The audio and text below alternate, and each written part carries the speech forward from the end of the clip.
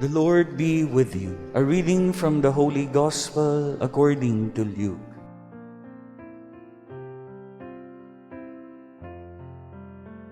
Someone in the crowd said to Jesus, "Teacher, tell my brother to share the inheritance with me." He replied to him, "Friend, who appointed me as your judge and arbitrator?" Then he said to the crowd, "Take care to guard against all greed, for though one may be rich, one's life does not consist of possessions." Then he told them a parable. There was a rich man whose land produced a bountiful harvest. He asked himself, "What shall I do? For I do not have space to store my harvest." And he said, "This is what I shall do. I shall tear down my barns and build larger ones. There I shall store all my grain and other goods. And I shall say to myself, 'Now as for you, you have so many good things stored up for many years. Rest, eat, drink, be merry.' But God said to him, 'You fool, this night your life will be demanded of you, and the things you have prepared, to whom will they belong?' Thus it will be for all who store up treasure for themselves, but are not rich in what matters to God." The Gospel of the Lord.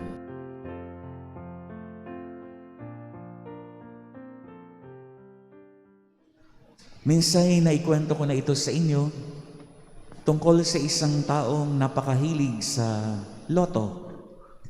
He was so into this game of chance that even in his prayers, he would beg God to reveal to him the winning number combination of the grand lotto. Now, one night in his dream, he heard these words, "Your prayer has been heard by God.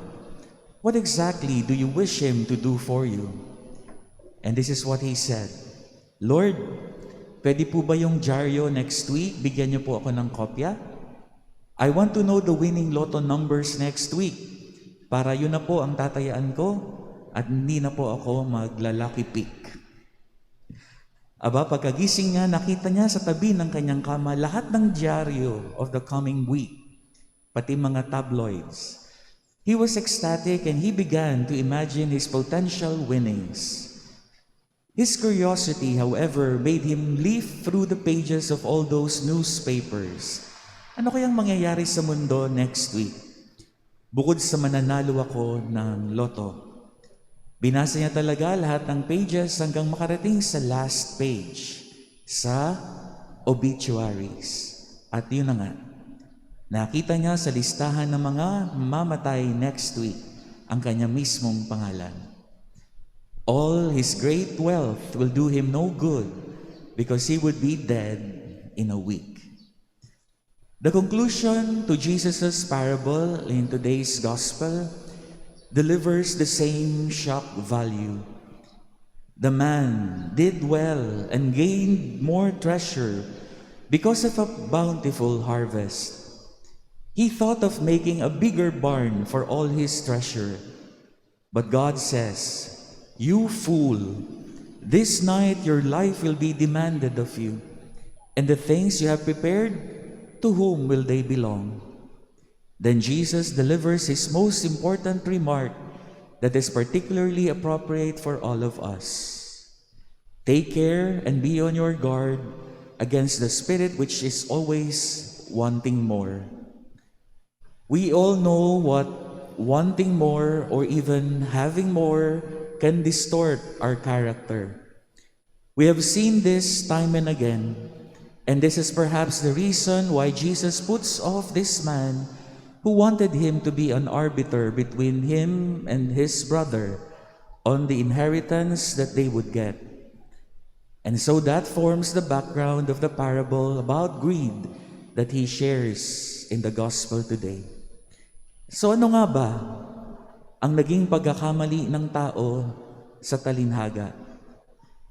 Bata pa tayo, I know I can speak for my contemporaries, we have been taught to find happiness in sharing. Di po ba? Parents would tell their young children, oh, share. No, you have to share. You don't just keep everything to yourself. No, you have to share. I remember this practice when we were young. Nanay and tatay would hand us their children money bago pumasok ng simbahan. You see, the front steps of the cathedral before would have beggars asking for alms from mass goers. So ang gustong mangyari nila nanay ay kami ang mag-aabot ng limos doon sa mga pulubi. Training on generosity. And that training really made us feel good. Actually, that is probably what our parents really wanted.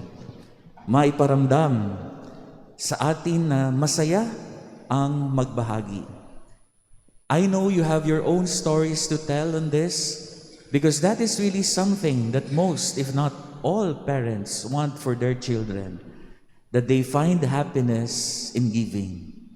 Magbibigay, kahit mawawalan, masaya pa rin. So we can really see the foolishness of the man in the parable. Kung bakit ganun ka-straightforward ang sabi ng Diyos sa talinhaga, "You fool!" We can really see the foolishness of that man because instead of finding his happiness in giving, he tried to conserve it by keeping. Ang isang Kristiyano natutuwa, nagagalak kapag nakapagbibigay, nakapagbabahagi, nakatutulong. Pero ang lalaki sa talinhaga, nagtikom ng palad. At sa halip na magbahagi, nagtago ng para lamang sa kanyang sarili. That whole attitude is the reverse of the demands of our faith. Our Christian faith demands that we deny ourselves. But that man, instead of denying himself, thought of no one else but himself. We have heard how salvation has been won by those who have discovered happiness in thinking of others first before oneself. That the more they give, the happier they become, even if such generosity is never reciprocated, acknowledged, or returned. May nabasa ako noon na isang pagsusuri sa buhay ng mga tao na nagtatangkang unawain, bakit nga ba may mga taong tikom ang palad? Bakit ba mayroong napakalalalim masyado ng bulsa at mahirap hugutan? Sarado ang puso, hindi bukas palad. Galing daw ito sa isang konsepto na ang tawag ay limited goodness. So there is this old concept about the limitation of goodness or the limitedness of goodness. There are people who believe that there is only enough good, enough knowledge, enough love to go around. This concept makes people think that if there is only enough of the good that exists around, it is with them, and if it is with them, they need to preserve it, keep it to themselves, because if they will share it, sila ang mawawalan. So limited goodness. This concept makes them believe that if they will teach another person, they will drain themselves of knowledge. If a mother will love a second child, she will have to love the first child less.